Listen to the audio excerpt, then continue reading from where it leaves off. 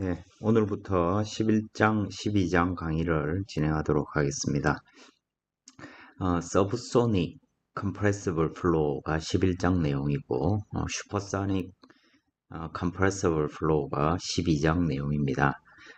기본적으로 우리가 기존에 배웠던 충격파라든지 노즐 내부에서의 어떤 유동을 다루는 내용과 조금 다르게, 이건 이제 우리가 1학기 때 공기역학에서 다뤘던 것처럼 이제 양력이 발생하는 면이 있을 때, 그래서 뭐 익형을 주로 다루게 됩니다. 아음속 그리고 초음속에서 압축성 효과를 받을 때 이 항공기 날개 단면의 양력, 항력이 어떻게 변화되는지, 우리가 공기역학에서는 incompressible, 그러니까 압축성이 없다고 생각을 하고 양력, 항력을 다뤘습니다.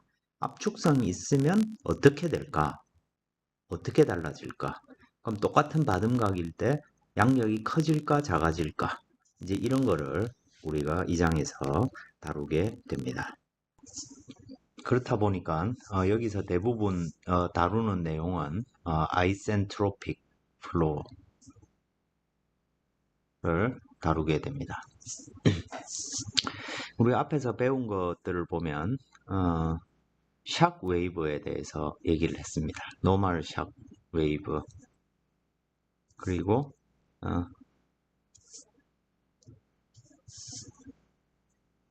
어블릭 샥 웨이브, 경사 충격파, 그리고 이거의 좀 반대 개념으로 익스펜전 웨이브를 다뤘습니다. 샥 웨이브는 어떤 압축의 과정이고, 그래서 전압의 손실을 동반하는 불연속적인 현상이죠. 반면에 이 팽창파는 우리 아이센트로픽한 유동으로 간주할 수가 있습니다. 그죠?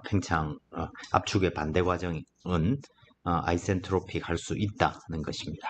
그리고 아이센트로픽한 대표적인 또 다른 유동으로 나즐, 그리고 디퓨저, 이것들을 이용해 가지고 구성된 윈드 터널, 우리가 이런 것들의 작동 원리를 배웠습니다.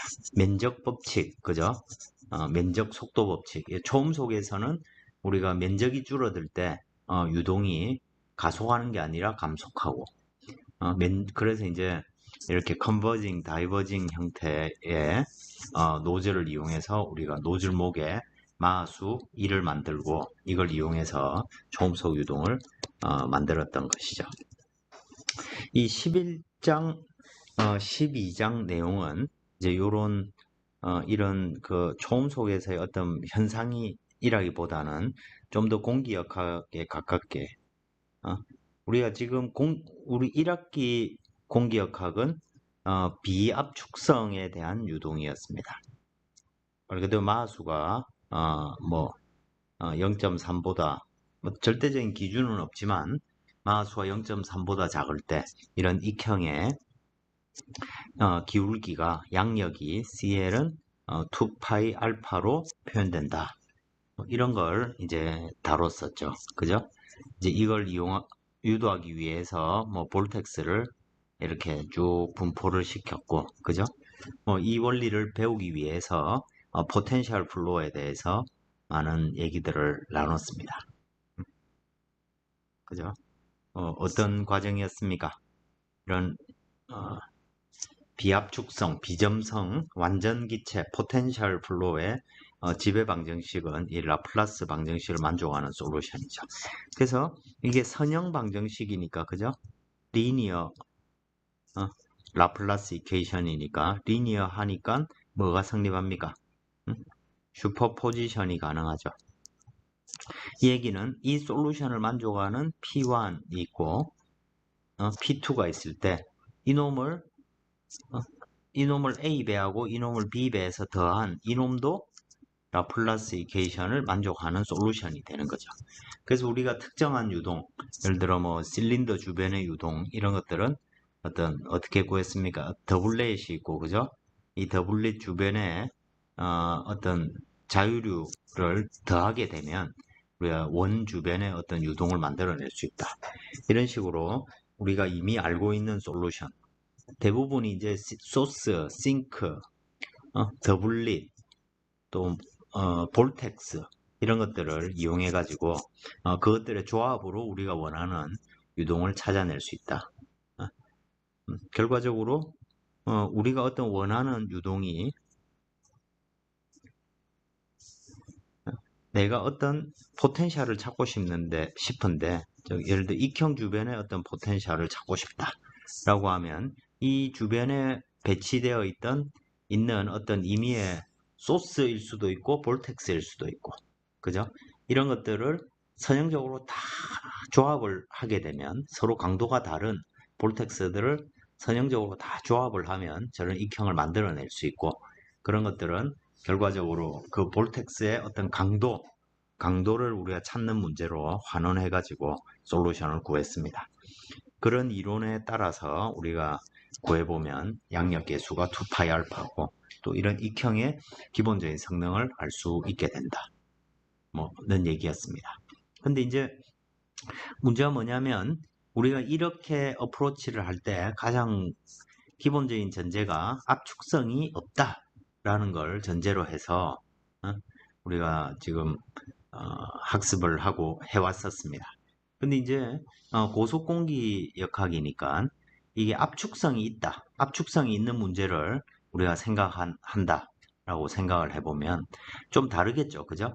일단 무엇보다도 마하수가 커짐에 따라서 어느 지점에서 충격파 같은 것들이 생길 수도 있고 그러면 과연 이때는 예를 들어 양력이 CL은 2파이 알파가 성립할 것인가 이런 게 이제 우리 관심 사항이 되겠죠.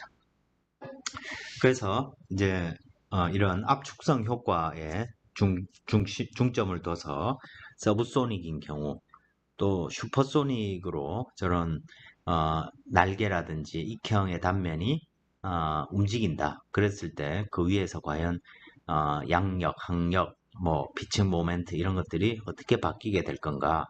지금 이것이 이제 관심 사항이 되는 것입니다. 그걸 하기 위해서 이 콘텐츠를 살펴보면 제일 먼저 나오는 게 이제 벨로시티 포텐셜 이퀘이션이죠. 속도하고 어떤 포텐셜 간의 관계. 결국 우리가 이 문제를 다룰 때도 여전히 벨로시티 포텐셜이라는 것을 이용한다는 것입니다.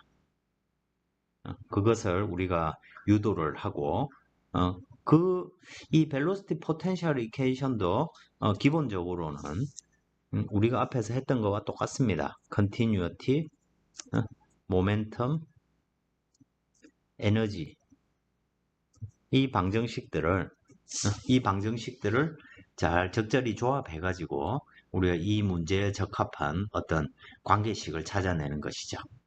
그 다음에 이 velocity potential equation을 선형화한다. linearize. 이 얘기는 비선형 항이 이 방정식 어딘가에 있다는 얘기죠. 그 비선형 항들을 이제 크기가 작다는 둥 여러 가지 가정들을 이용해 가지고 우리가 알 수 있는 선형 방정식으로 만들어내는 것입니다. 그러면서 이제 이 compressibility correction 이라는 개념을 찾아내게 됩니다. 그래서 결론을 말하자면 CL의 기울기는 비압축성일 때는 2파이 알파였는데 이제는 서브소닉이라면 1-m 무한대 제곱 자유류 마하수의 저런 값 예를 들어 마하수가 0.6이다 그러면 루트 1-m 스퀘어가 0.8이 되죠. 그러니까 기울기가 더 커진다. 이런 결론을 우리가 얻게 됩니다. 이것이 이제 요거의 가장 실용적인 결론이 되겠고 저런 걸 가지고 이 서브소닉일 경우에 슈퍼소닉일 경우에 그 어떤 익형 결국 양력면이죠. 그죠? 양력을 발생시키는 어떤 단면 날개의 단면 이 서브소닉일 때 우리가 크리티컬 마크 넘버 임계마하수 이걸 우리말로 임계마하수라고 부릅니다. 그리고 디렉트 다이버전스 마크 넘버 이건 또 뭐 고지고대로 번역하는 거죠. 항력 발산 마하수. 이제 이렇게 우리가 생각을 할 수 있고, 그 각각의 주요한 특징들을 이제 요 장에서 살펴보게 되는 것입니다.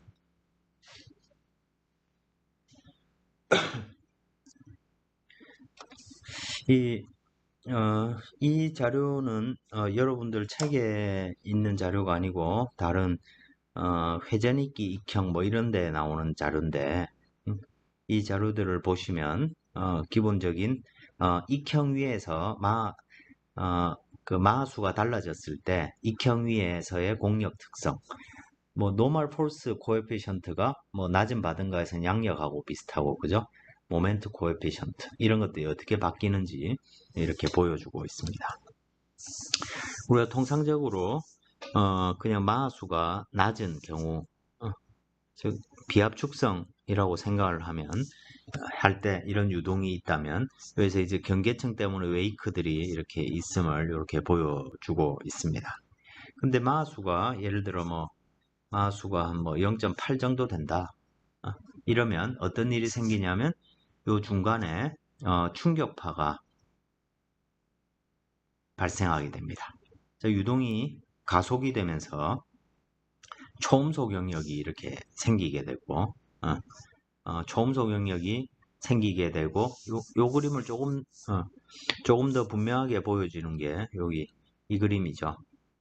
여기 슈퍼소닉 존, 초음속 영역, 유동이 가속이 되면서 초음속 영역이 이렇게 생기게 됩니다. 근데 어느 순간 예를 들어 이게 마수가 뭐 한 0.8이라 치면 이 유동은 초음속이 됐지만 다시 서브소닉이 돼야 됩니다. 언젠가는, 그죠? 근데 그때 이 자연이 선택하는 방법은 이렇게 충격파를 만들어 가지고 초음속 유동이 이 서브소닉, 주변 유동의 속도에 되도록, 그래서 충격파 이후에는 마수가 좀 더 낮아졌다가 다시 이제 자유류 마수로 회복이 되는 서브소닉이 되었으니까, 그죠? 그런 과정을 거치게 됩니다. 근데 이게 거의 마수가 1을 금방, 마수가 거의 1에 가까운 값, 마수가 거의 1에 가까운 값에 도달하게 되면 바로 여기서 입구 이 노즈에서 유동이 가속되자마자 초음속으로 진입을 하게 되죠. 그러면 아주 광범위한 영역에서 초음속 영역이 이렇게 생기게 됩니다. 그러다 이 뒤쪽에서 매우 스트롱한, 왜냐하면 그 다음에는 여기서 마수 1보다 낮은 어떤 유동이 만들어져야 되니까요. 그죠? 여기서 이제 아주 크지만 스트롱하다기보다는 큰 모양의 충격파가 발생하게 되고, 이 충격파로 인해서 유동은 다시 서브소닉이 되는 이런 과정을 거치게 됩니다.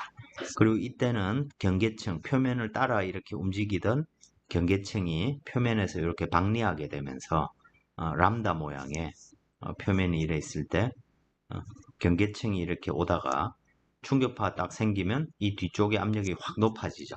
그러면서 유동이 여기 표면에서 떨어져 나가게 됩니다. 그러면서 이제 충격파 이렇게 람다 모양으로 이렇게 생긴다고 해서 람다 충격파가 생기는 것입니다. 그러다가 마하수가 2를 돌파하게 되면 이 앞쪽이 뭉툭하죠. 그죠? 앞쪽이 뭉툭하면 어떤 게 생깁니까? 바우샥이 생기죠. 그죠? 그리고 경사 충격파가 이렇게 생겨 쭉 멀리까지 나가게 될 겁니다. 근데 충격파가 딱 생기게 되면 이 충격파로 인해서 유동이 일시적으로 서브소닉이 될 겁니다. 서브소닉이 됐다 다시 가속이 되죠. 그러면서 이제 거의 대부분의 영역이 경사 충격파가 지나면서 여전히 초음속 유동이 되는 그런 조건을 가지게 되고, 그러면서 정말로 넓은 영역이 초음속 영역이 이렇게 만들어지게 됩니다.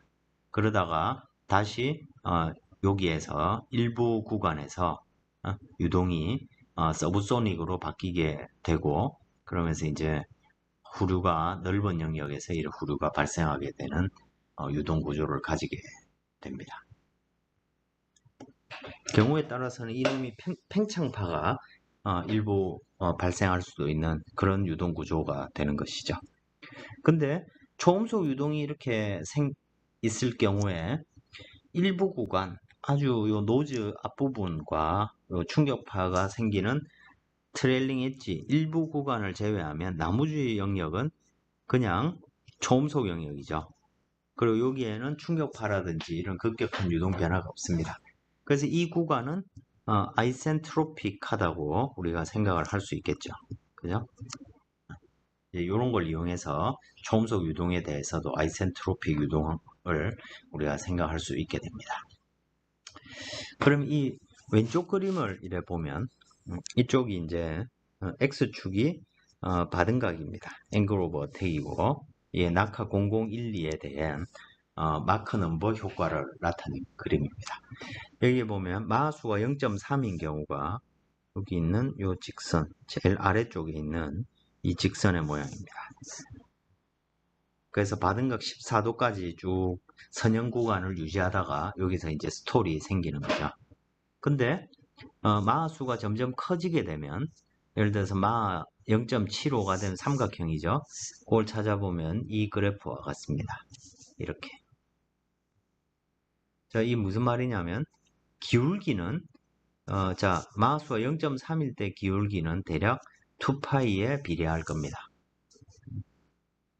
그런데 마하수가 커짐에 따라서 이 기울기가 점점 커졌죠. 그죠? 마하수가 커지면 기울기는 커졌고 대신 스톨은 훨씬 빨리 일어나는 것입니다. 마하수가 0.75 정도 되면 받은 각이 더 커지게 되면 이 받은 각이 더 커지게 되면 여기서 유동이 더 많이 가속이 되죠. 그러니까 더 큰 충격파가 생기게 될 겁니다. 충격파가 생기게 되면 유동의 실속이 바운드리 레이어가 경계층이 표면에서 세퍼레이션 박리가 되죠. 박리가 되면서 스톨에 들어가게 됩니다. 그러니까 항력도 매우 커지게 되겠죠. 그죠? 마찬가지로 저런 스톨이 생기면 피칭 모멘트가 처음에는 이렇게 양의 기울기로 이렇게 가다가 그 다음부터 부호가 확 바뀌어서 거꾸로 기동하는 이런 다이버전스 발산이 피칭 모멘트의 발산이 발생하게 됩니다. 반면에 뭐 약간의 일 변동은 있지만 이게 실험 결과니까 뭐 그렇게 직선이라 생각하면 처음에는 거의 0에 가까운 값을 가지고 쭉 이렇게 증가를 하다가 스톨이 딱 생기면 그죠? 여기에 해당되죠. 스톨이 생기면 급격하게 노즈 다운 모멘트가 발생하는 과정이 되겠죠. 근데 이제 이와 같이 이런 과정들을 우리가 볼 수가 있습니다. 이제 왜 그런가에 관한 얘기인 거죠. 왜 이렇게 되는 것인가. 지금 이제 그거를 우리가 수학적인 관계를 이용해서 찾아보는 것이 이 장의 중요한 내용이 되겠습니다. 자, 그걸 유도하기 위해서 뭐 앞에서 배운 거와 똑같은데 이제 이 포텐셜이라는 것을 다시 도입해 오는 거죠. 우리가 점성이 없고 즉 경계층은 이제 생각하지 않습니다. 압축성만 있다라고 생각했을 때 이 유동은 여전히 이로테이셔널이라고 우리가 간주할 수가 있습니다. 그러면 그 유동은 벨로시티 포텐셜이 존재하는 것이죠. 왜 그러냐면 예를 들어 벨로시티 포텐셜이 존재한다. 그러면 이런 관계식이 되는 거죠. 속도 벡터라는 것은 벨로시티 포텐셜의 그레디언트입니다. 그러면 만약에 속도 벡터에 대해서 컬을 취했을 때 속도 벡터에 대한 컬이 만약에 0이다 라고 하면 우리는 그 유동을 이 비회전 유동이라고 얘기할 수가 있죠. 그렇죠? 근데 수학적으로 보면 어떤 양을 그레디언트 취해가지고 그레디언트는 그 양의 노멀 방향, 변화하는 방향입니다. 그 놈의 또 노멀한 성분을 찾는 게 컬을 구하는 과정입니다. 그러면 그건 항상 무조건 0이 되는 거죠. 그 얘기는 벨로시티 포텐셜이 있다면 무조건 비회전 유동이다라고 간주할 수 있다는 것입니다. 그죠? 또 거꾸로 비회전 유동이면 벨로시티 포텐셜이 있을 수 있는 것이죠. 자, 그래서 자, 속도 벡터는 벨로시티 포텐셜의 그레디언트다. 벨로시티 포텐셜의 속도 벡터는 벨로시티 포텐셜 그레디언트고, 이건 정의에 따라서 라운드 x, 라운드 p, 라운드 p, 라운드 y 고 이놈이 각 방향 성분 UV가 된다는 얘기입니다. 그래서 U는 P를 X로 미분한 놈, V는 P를 Y로 미분한 놈. 이거에 대해서 Continuity Equation, 또 뒷장의 Momentum Equation에 대입을 해보는 것이죠. 자, 그랬을 때 자, Continuity Equation은 라운드로 라운드 T 더하기 로 V의 다이버전스입니다. 그죠? 그리고 우리가 여기서 지금 스테디 플로우를 생각을 해보겠습니다. 그러면 시간항이 없어지고, 그러면 남는 건 로 V 벡터의 다이버전스가 0이다 라는 것이고, 이건 수학적으로 로 U를 X로 미분한 놈, 그리고 로 V를 Y로 미분한 놈, 이 둘 합친 게 0이란 얘기입니다. 여기 UV 자리에 포텐셜 집어넣겠다는 얘기와 같습니다. 그래서 우리가 원하는 관계식을 찾기 위해서 이 식을 나누는 거죠. 로유 두 양이 곱해진 놈을 미분하는 거니까 각각 미분해 나머지 양 곱하는 거하고 똑같죠. 그래서 로 라운드 U 라운드 X, 그리고 U 남겨두고 라운드로 라운드 X, V 라운드로 라운드 Y, 로 라운드 V 라운드 Y, 이런 식으로 나타낼 수 있겠죠.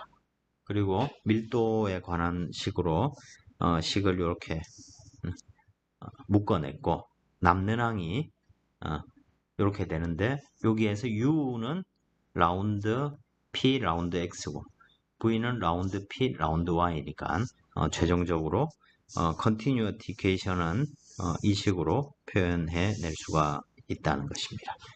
그러면서 사실 변수가 하나 줄어든 거죠. 왜냐하면 Continuity Equation은 로하고 UV 세 개의 변수로 구성되어 있었는데, 여기에는 오직 로하고 P만 남아있죠. 그죠? 변수가 하나 줄어든 것과 같은 셈입니다. 그죠?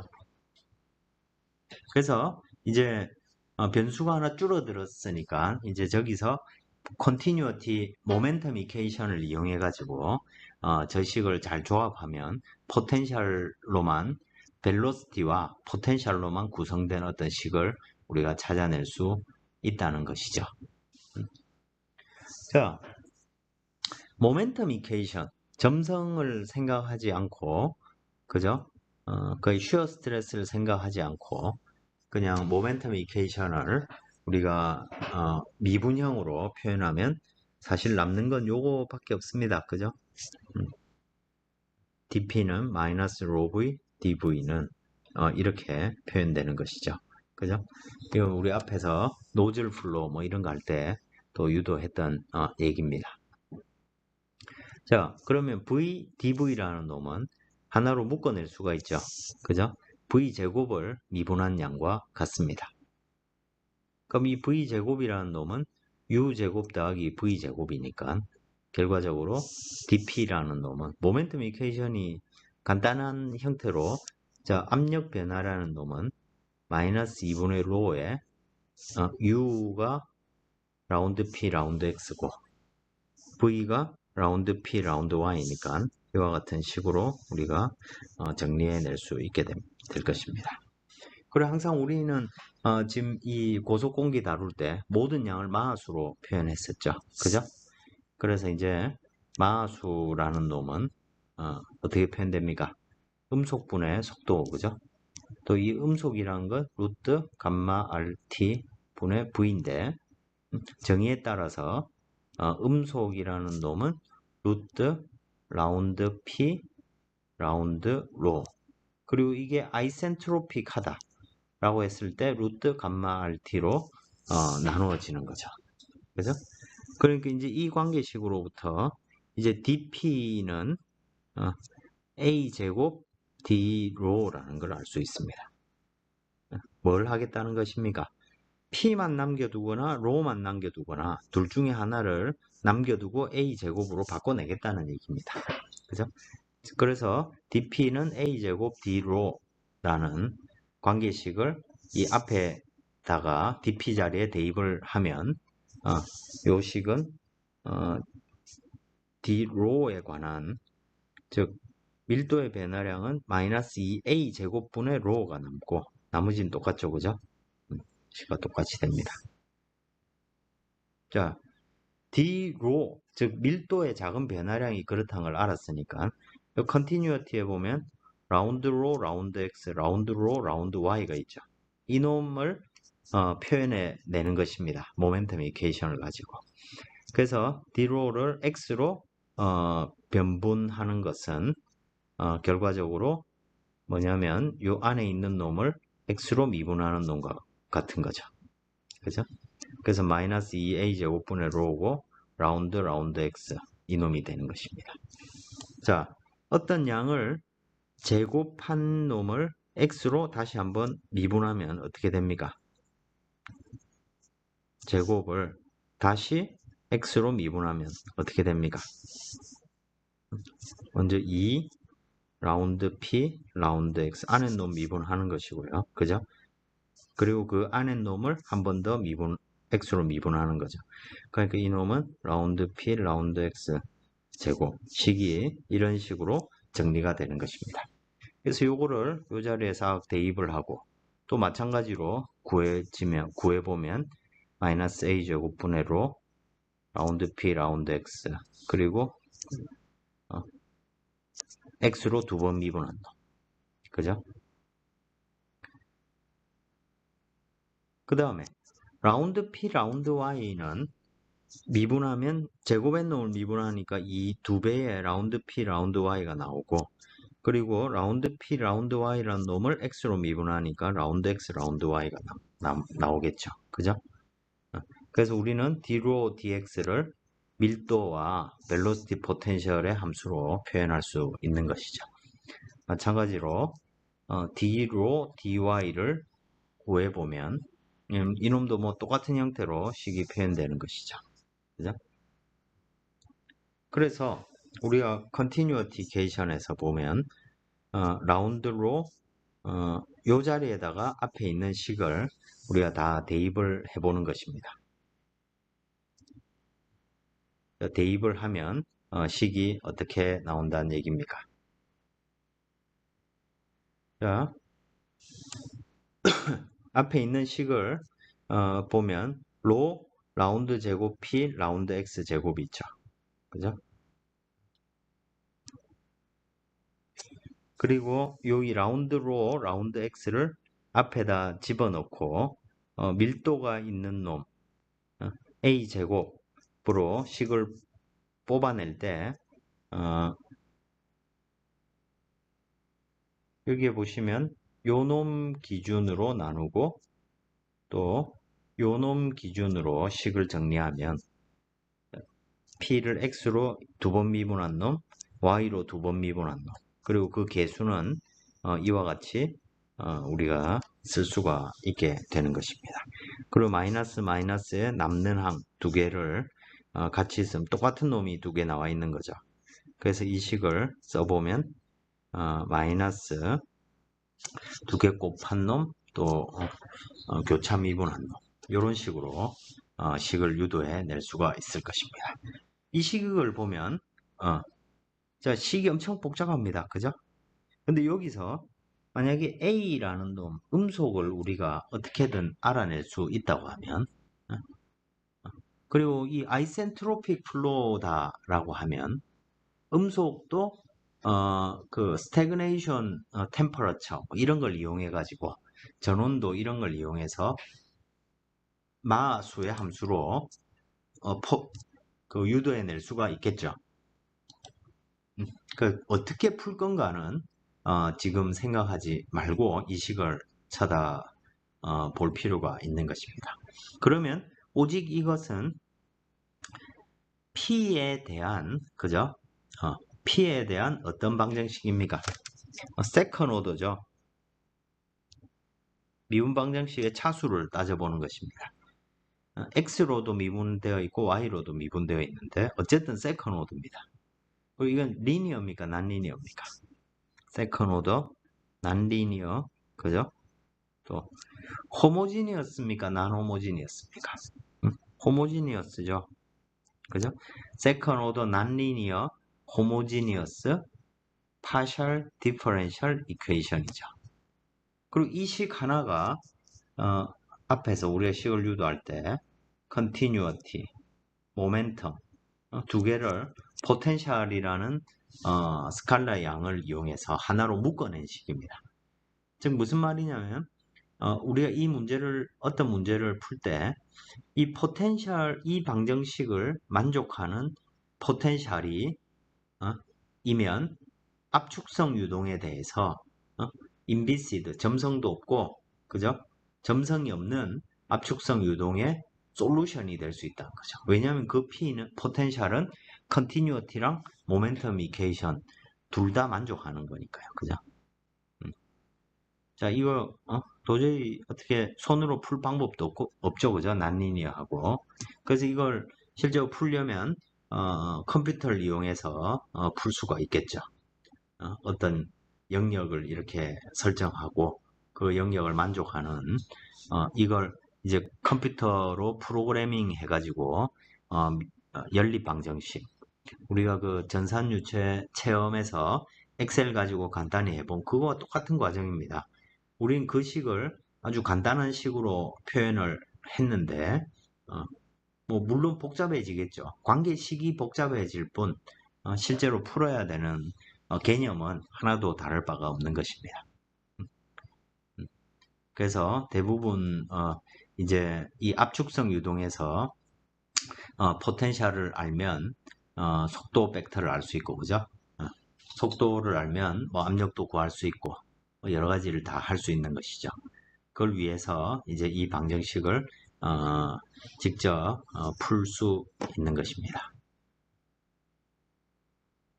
그리고 여기에 있듯이 아까 조금 전에도 얘기했듯이 이 음속이라는 것도 결국에는 마하수의 함수로 표현할 수 있고 그 포텐셜로 표현해낼 수가 있습니다. 어떤 과정입니까? 이게 무슨 얘기입니까, 이거? 자, 우리가 자, 온도를 한번 생각해 보겠습니다. 자, 엄청 많이 한 거죠. T분의 T0는 전온도와 그냥 온도의 관계식 어떻게 됩니까?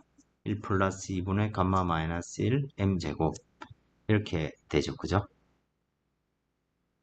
자, 여기서 이 관계식을 잘 보시면 1 더하기 2분의 감마 마이너스 1 A분의 A분의 V제곱 A제곱이 되죠. 그죠? 여기서 뭐 양변에 A제곱을 곱하면 A제곱을 곱하면 T분의 T0에 A제곱은 A제곱 더하기 2분의 감마 마이너스 1 V제곱 이렇게 표시를 할 수 있죠. 그죠? 자,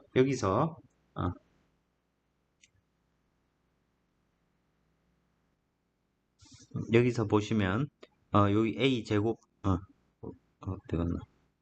A제곱은 감마 RT니까 그죠? 여기에 대입을 해보면 결국 남는 게 뭡니까? 감마 RT0고 그죠? 전 온도를 기준으로 평가한 음속을 스태그네이션 스피드 오브 사운드라고 우리가 생각을 하면 A0 제곱은 A제곱 더하기 2분의 감마 마이너스 1 V제곱이 되겠죠. 그죠? 그래서 요 식을 우리가 얻을 수 있는 것입니다. 그럼 요 v제곱이라는 것은 u제곱 플러스 v제곱이고 u는 라운드 p 라운드 x고 v는 라운드 p 라운드 y가 되는 것입니다. 마찬가지로 이걸 풀 수 있고 없고를 떠나서 어쨌든 심지어 음속도 어떤 내가 상태를 알고 있다면 이놈 상수가 되죠. 그죠? 스태그네이션 템퍼러처는 정해져 있으니까 상수 그리고 감마 그리고 다 포텐셜이죠. 자, 그래서 이 식에서 여기 주어져 있는 velocity potential equation에서 지금 우리가 p 말고 어떤 변수도 지금 없는 형태로 식을 표현해 냈습니다. 어떻게 보면 참 신기하죠, 그죠?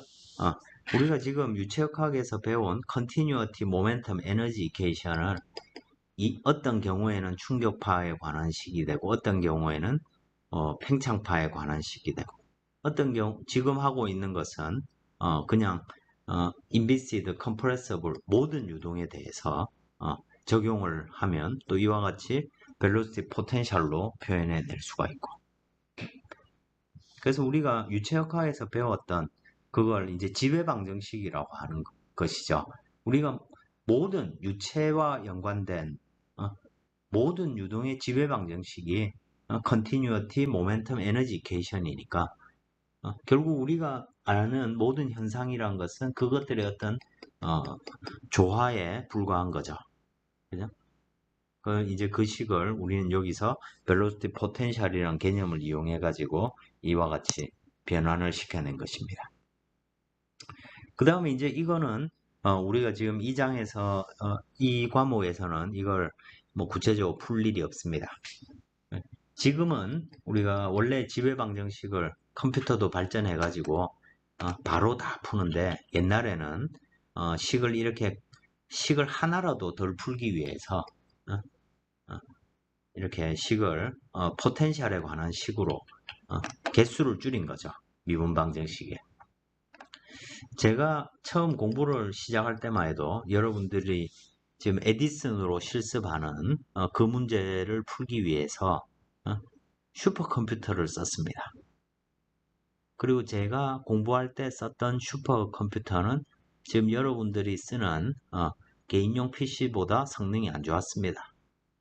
근데 이제 제가 석사 공부를 97년도 그때였고 그때 슈퍼컴퓨터 가지고 지금 여러분들보다 안 좋은 쓰는 그 PC보다 안 좋은 성능의 슈퍼컴퓨터를 보고 경이로움을 느꼈습니다. 와, 진짜 기술 많이 발전해가지고 이제 이런 것도 풀 수 있다니 했었습니다.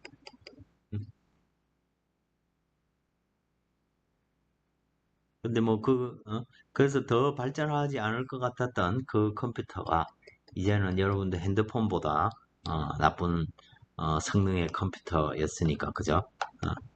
여러분들이 이제는 엄청나게 많은 걸 할 수 있게 되고 그래서 이렇게 복잡한 과정을 거치지 않고 그냥 CFD를 그냥 수치적으로 그냥 풀어버리게 됩니다. 그래서 많은 것들을 풀 수 있게는 됐는데 막상 이제 이런 이론적인 백그라운드가 점점점 부족해져 가게 되는 것이죠. 필요가 없어지니까요, 점점.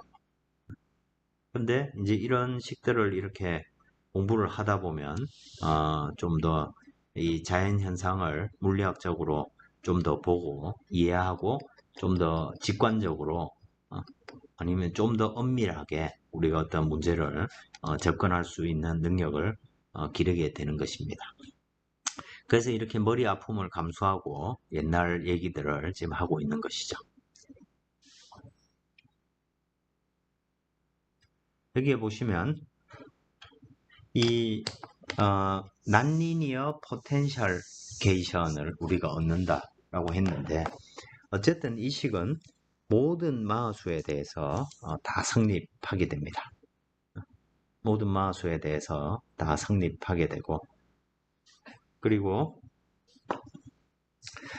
우리가 임의의 지금 우리가 2차원으로 이렇게 간주를 했는데 임의의 어떤 2차원 문제에 대해서 예를 들어 익형 문제를 생각해 보겠습니다. 그러면 편미분 방정식을 풀려면 도메인이라는 게 있어야 되죠. 이걸 CFD로 푼다라고 하면 공간을 뭐 이렇게 조각낼 수 있겠죠. 이런 식으로. 그죠?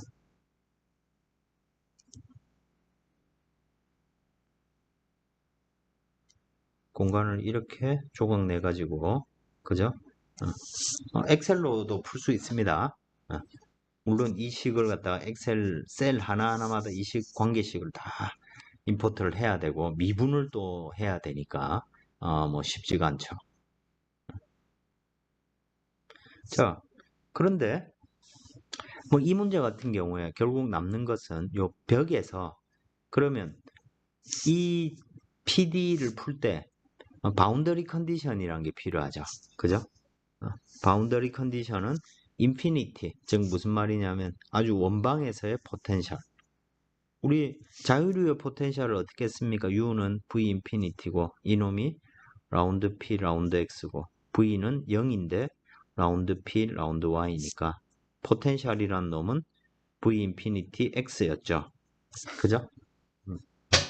그리고 이 원방에서는 요 속도 관계를 이용해서 우리가 이런 관계식 이게 바로 바운더리 컨디션이 되겠죠. 그리고 벽에서는 어떤 조건이 주어져야 될까요? 유동은 벽을 뚫고 지나가지 못한다. 이 우리 공기역학 할 때 그죠? 많이 했던 조건들이죠. 그죠? 이런 경계 조건을 이용해 가지고 요 각 지점에 그죠?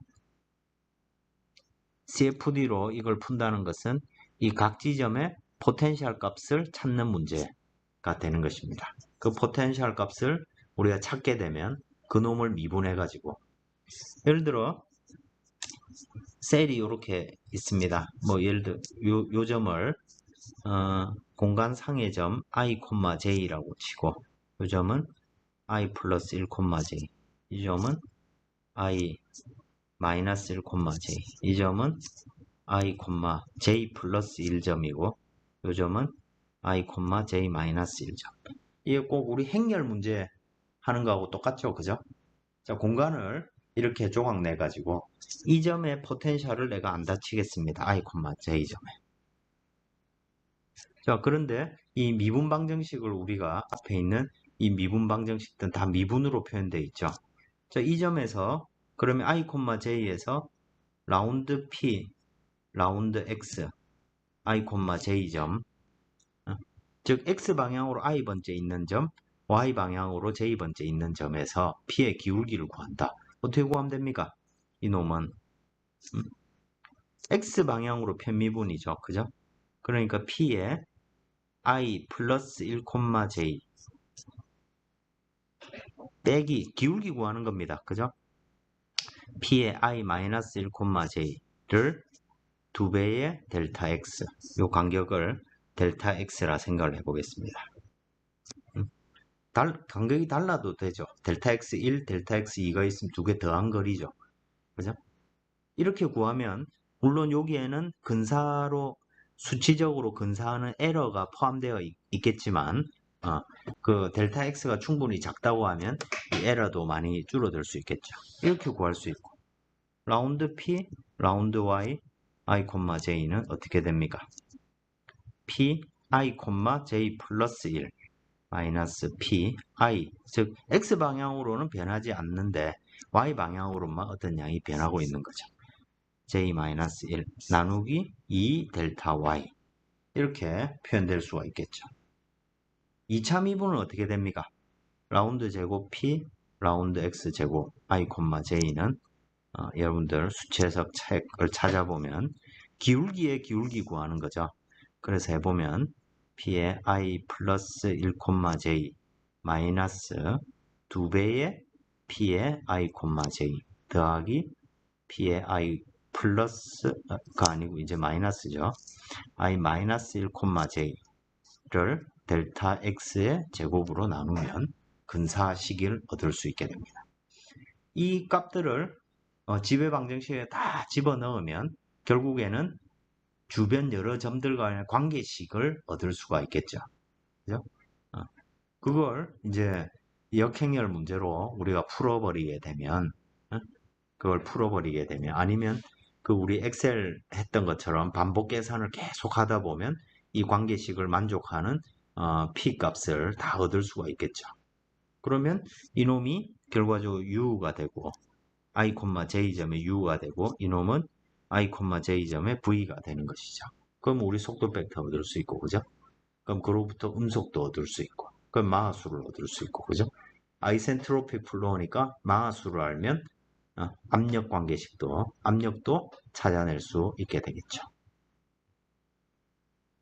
그래서 이와 같이 방정식을 P에 대해서 풀고 그러면 UV를 알게 되고 음속을 알고 음속을 아니까 마하수를 알고 마하수를 알면 뭐 그 우리 그 아이센트로픽 관계식으로부터 온도, 밀도, 뭐 압력 이런 걸 다 계산할 수 있게 되겠죠. 그죠? 이게 포텐셜 방정식을 이용해 가지고 우리가 이 압축성 유동의 솔루션을 수치적으로 찾아낼 수 있게 되는 것입니다. 물론 뭐 이걸 여러분들한테 과제를 내주고 이럴 생각은 없습니다. 근데 근본적으로 못 풀 문제들은 아닌 거죠. 얼마든지 할 수 있는 내용이 되겠습니다. 그 여기서는 이제 저 난리니어 방정식을 직접 저렇게 풀기 어려우니까 그놈을 선형화해서 우리가 생각할 수 있는 문제로 문제를 바꿔내는 과정들이 나와 있습니다. 그 좀 전에 유도했던 이 velocity potential equation을 linearize, 선형화하는 것입니다. 선형화라는 것은 뭐 어떤 양의 변화량이 작아서 또는 어떤 상대적인 크기가 작아서 우리가 무시를 하고 없는 양으로 이렇게 바꿔내는 방식으로 선형화를 할 수 있게 됩니다. 그래서 이렇게 생각을 해보는 거죠. 우리 공기역학 할 때 thin airfoil theory처럼 실제로는 두께가 있는데 그 두께에 관한 정보는 기울기로만 반영해 놓고 두께 자체는 생각하지 않는 이런 형태의 과정입니다. 그러면 우리가 어떤 이 압축성 유동 하에 안에서 어떤 익형이 있다고 생각을 해보겠습니다. 이 익형은 길이에 비해서 두께가 상당히 얇습니다. 그러면 이 익형 위에 있는 어느 점 P를 생각했을 때 U에 비해서 V가 상당히 작은 값을 가지겠죠. 그죠? 자, 그러면 이제 우리가 이렇게 생각을 해보는 거죠. U는 자유류에다가 어떤 작은 양의 퍼터베이션으로 표현된다. V는 뭐 큰 값은 없지만 작은 V 프라임 작은 어떤 변화량으로 주어진다. 우리가 이렇게 생각할 수 있을 것입니다. 그래서 이놈을 이제 벨로시티 포텐셜로 표현하면 자, 어떤 P라는 점의 포텐셜은 자유류로 인한 포텐셜 V 인피니티 X로 나타나고 그거에다가 이 포텐셜의 아주 작은 양 그래서 이 양을 퍼터베이션 즉 퍼터베이션 그 교란 성분이죠. 작게 미소하게 바뀌는 양 이 이제 나중에 다 없애버리려고 이렇게 나누어서 쓰는 것입니다. 작은 교란으로 생각할 수 있고 그러면 퍼터베이션 즉 자유류에 비해서 상당히 작은 값인데 변화량이 그 양은 이 p 햇의 미분으로 그레디언트로 표현할 수 있게 된다는 것입니다. 자, 식을 이렇게 표현하는 것이죠. U hat, V hat. 이놈이 교란 성분, 즉 얇은 익형으로 인해서 파생되는 퍼터브드 된 퍼터베이션 벨로시티를 U hat, V hat으로 우리가 정의를 하는 것입니다. 그래서 이것을 이제 벨로시티 포텐셜 이퀘이션에 대입을 하는 것이죠. 여기에 보면 우리 앞에서 벨로시티 포텐셜이 이렇게 정의되어 있습니다. 그죠? 그리고 이놈이 라운드 P, 라운드 X, 라운드 P, 라운드 Y라는 놈은 우리를 햇에 관한 식으로 지금 바꿔내는 것입니다. 그래서 이 자리에는 라운드 P, 라운드 X가 있었으니까 그 놈은 v 인피니티에다가 라운드 p 햇 라운드 x로 바꿔낼 수 있고 라운드 p 라운드 y는 라운드 p 햇 라운드 y와 똑같은 성분이 되죠. 그래서 각각의 자리에 이렇게 대입을 하는 것입니다. 그리고 이걸 두 번 미분한 놈은 어떻게 될까요? 한번 써보면 라운드 P의 라운드 X는 V 인피니티 플러스 라운드 햇 라운드 X인데 이 놈을 한 번 더 미분하면 어떻게 됩니까? V 인피니티 상수니까 없어지고 그죠? 그냥 요 놈만 남게 되죠. 그죠? 그래서 식을 이렇게 다 바꿔 넣게 된 것입니다. 바꿔 놓고 그 다음에 이 식을 이제 미소 성분으로 우리가 생각을 해보면 a제곱 마이너스 v 인피니티 u 햇 제곱 그 다음에 요것도 햇이죠. v 햇 그죠? 또 이 두 번째 항은 a제곱 마이너스 v 햇의 제곱 이렇게 되고 세 번째 항은 v 인피니티 플러스 u 햇 v 햇으로 식을 표현해낼 수 있고 또 두 번 미분한 놈은 u 햇의 한 번 미분, v 햇의 한 번 미분 또 요 놈은 u 햇의 y로 미분 그죠? 또는 v 햇의 x로 미분 뭐 이렇게 표현이 되겠죠 그죠? 식을 막 이랬다가 저랬다가 뭐 하면서 그죠? 우리가 이해할 수 있는 근사하기 쉬운 형태로 지금 바꿔내는 과정입니다. 속도는 어떻게 됩니까? u제곱 플러스 v제곱은 v 인피니티 플러스 u 햇의 제곱 더하기 v 햇의 제곱 이렇게 정리할 수 있고 이걸 풀어 써보면 v 인피니티 제곱 더하기 2v 인피니티 u 햇 더하기 u 햇의 제곱 더하기 v 햇의 제곱 식이 이렇게 바뀌어지게 될 겁니다.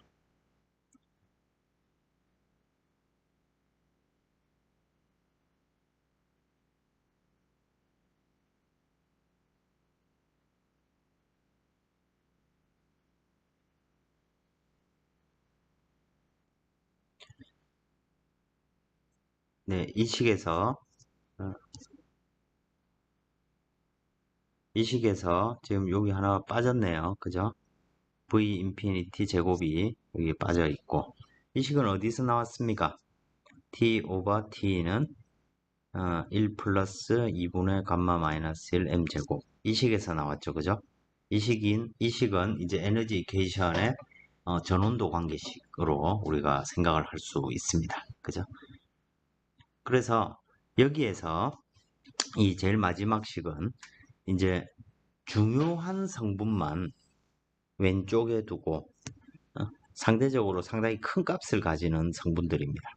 여기에서 이제 a제곱 자, 첫 번째 항에서 보면 a제곱 마이너스 v 인피니티 플러스 u 햇의 제곱 이거 뭐 좀 전에 풀어 써봤죠. 그죠?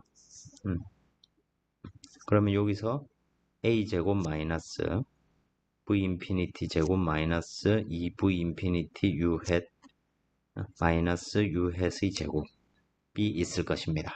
그럼 여기서 상대적 크기를 한번 생각해 보겠습니다. 음속 a는 우리가 무시할 수 없는 값이죠. a제곱 마이너스 v 인피니티 제곱.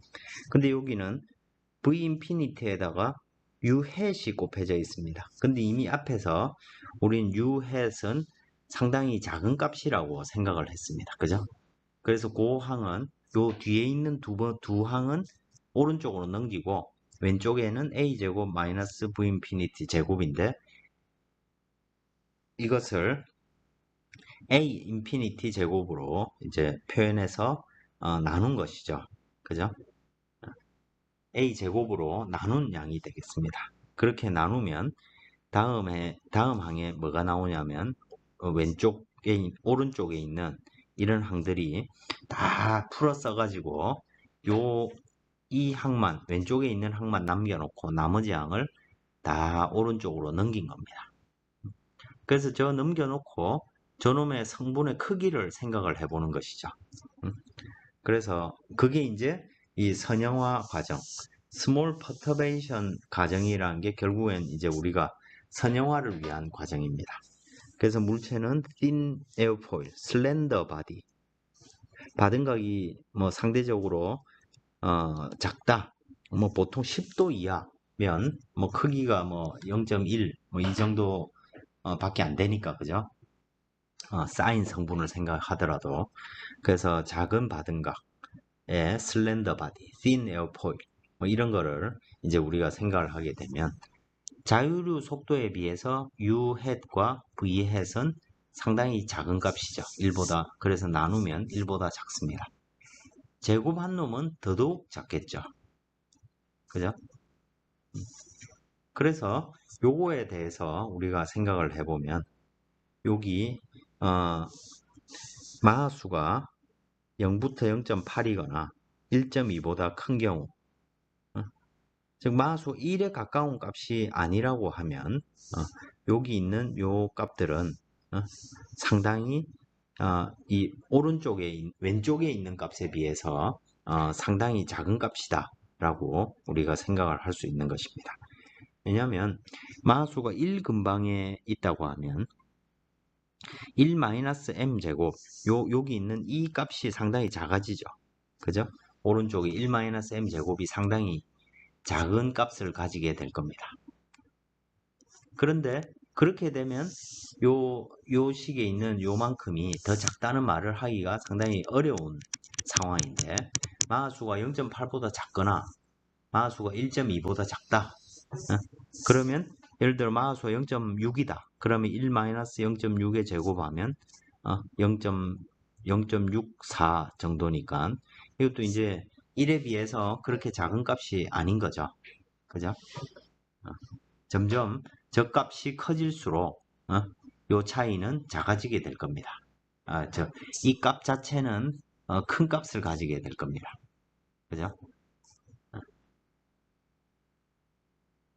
그래서 그 경우에는 그런 경우에 즉 이 값이 매우 작지 않은 경우에 한해서는 이 값이 작다고 우리가 생각을 할 수 있게 되는 것입니다. 이런 조건에 의해서. 또 마찬가지로 마하수가 5보다 작다.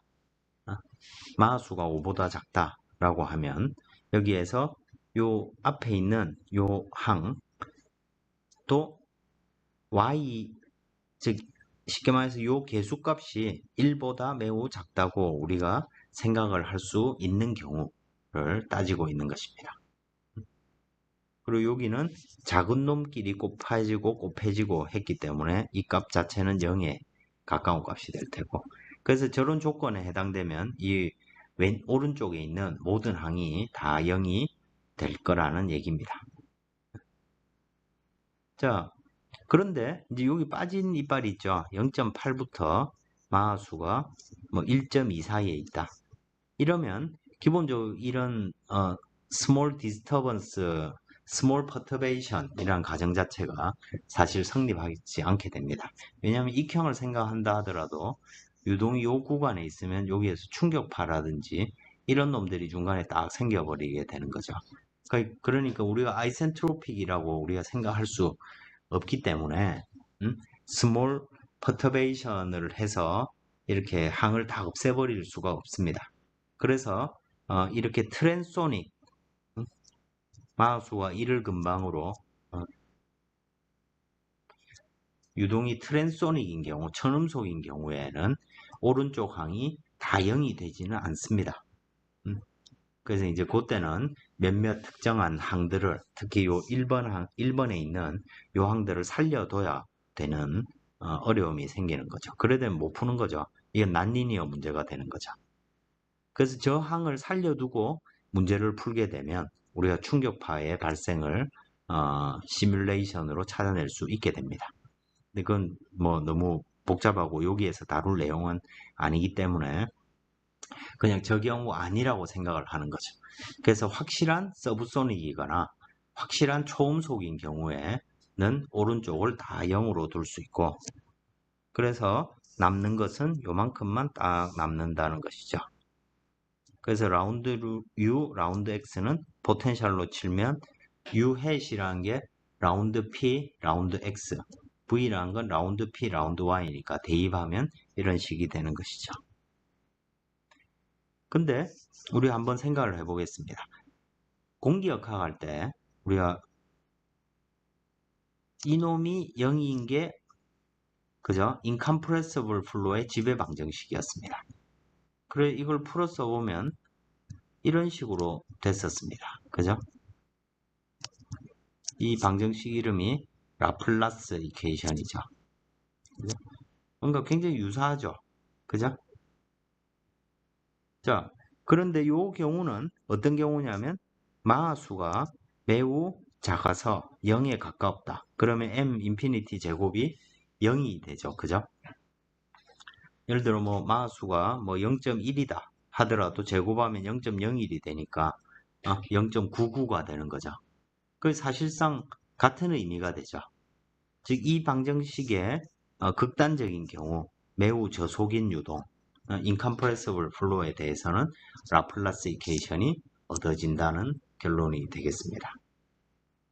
그래서 여기에 주어져 있는 이 식을 서브소닉 유동에 대해서 우리가 이 식을 풀게 되면 이 라플라스 이퀘이션까지 영역까지 다 포괄해서 문제를 풀 수 있게 되는 것이죠.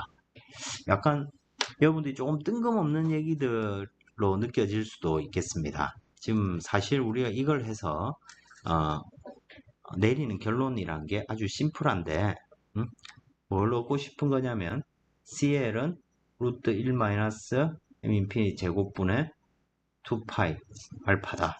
이걸 얻고 싶은 겁니다. 요 루트 1 마이너스 M 제곱 이게 여기에 나오는 놈이죠. 그죠? 이 식을 결국에는 이런 결론을 우리가 얻고 싶어서 이렇게 복잡한 과정을 거쳤습니다.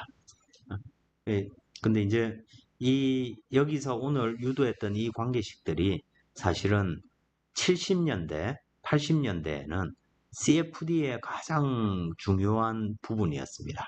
그때는 우리가 지금 여러분들이 에디슨 CFD로 푸는 그런 방식의 CFD가 아니었고 이 방정식을 푸는 그것이 주된 CFD의 방법이었습니다. 그리고 이제 이걸 이용해서 저 앞에 주어져 있는 요 마지막 식, 이 복잡한 식이죠, 그죠? 이 복잡한 식을 이용해서 트랜소닉 유동에 대해서 그래서 이 방정식을 트랜소닉에서 풀 때 트랜소닉 스몰 디스터번스 이퀘이션 뭐 이런 식으로 해가지고 왜냐면 여기 많은 가정들이 있으니까요, 그죠? TSD 뭐 이런 식으로 70년대 많이 풀었습니다. 지금은 이래 푸는 사람은 거의 없겠습니다만은 매우 빠르게 우리가 솔루션을 충격파 유동을 압력 분포 같은 걸 얻을 수 있기 때문에 옛날에 아주 많이 했던 기법이 되겠습니다. 나름 복잡하고 복잡한 식을 이렇게 유도를 했는데 우리가 다음 시간에 이걸 선형화해서 결국에 뭘 하고 싶은 거냐면 이 식을 좌표 변환을 이용해서 이 리프트와 모멘트 코에피션트 이런 것들이 얻어질 수 있다. 이런 결론을 우리가 내리고 싶은 것입니다. 다음 시간에 뒷부분 이어서 진행하도록 하겠습니다.